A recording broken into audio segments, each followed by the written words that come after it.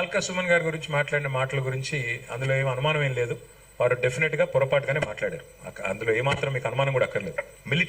Militancy spirit తో పనిచేయాలన్నారేమో కానీ militant పోరాటాలు చేయాలన్నారని నేను అనుకోవట్లేదు. ఒకవేళ అనింటే అది తప్పు, ఒకవేళ ఆయన అనింటే అది 100% తప్పు, దానిలో ఏకీభవించే సమస్య లేదు.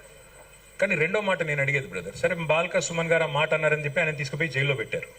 నేను అడుగుతా ఉన్నా రమేష్ గారు, మీరు క్రైమ్ బీట్ కూడా చూశారు ఇదివరకు.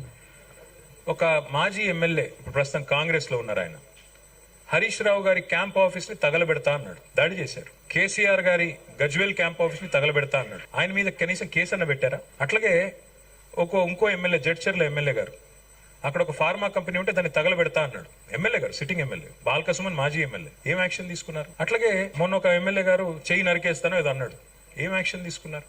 నేనేమంటున్నా అంటే జస్టిస్ అయినా లా అండ్ ఆర్డర్ అయినా సెలెక్టివ్ గా ఉంటే కుదరదు. బాల్క సుమన్ మాట్లాడింది తప్పని మీరు భావిస్తే మరి ముఖ్యమంత్రి గారు స్వయంగా అన్నారు కదా మా జెండా దిమ్మెలు కూల్చాలని, అది హింస కాదా? ఎవరు ముఖ్యమంత్రి గారు ఆ మాట అనడానికి? రాష్ట్ర ముఖ్యమంత్రి హోంమంత్రి స్వయంగా బీఆర్ఎస్ జెండా దిమ్మెలు కూల్చండి అని పిలుపునిస్తాడా? అది కేసు పెట్టరా ఆయన మీద? ఇంకోటి ఆయన మాట్లాడే రోత భాష మీద, కేసీఆర్ చావును కోరుకుంటూ కేసీఆర్ గారి మీద మాట్లాడే దరిద్ర భాష మీద ఎన్ని కేసులు పెట్టాలి? కాబట్టి కేవలం బాల్క సుమన్ మాట్లాడిన దాన్ని ఒక ఫ్రేమ్ లో చూపెట్టి మరి కాంగ్రెస్ నాయకులు బారా ఖూన్ మాఫ్ అంటే అది కుదరదు.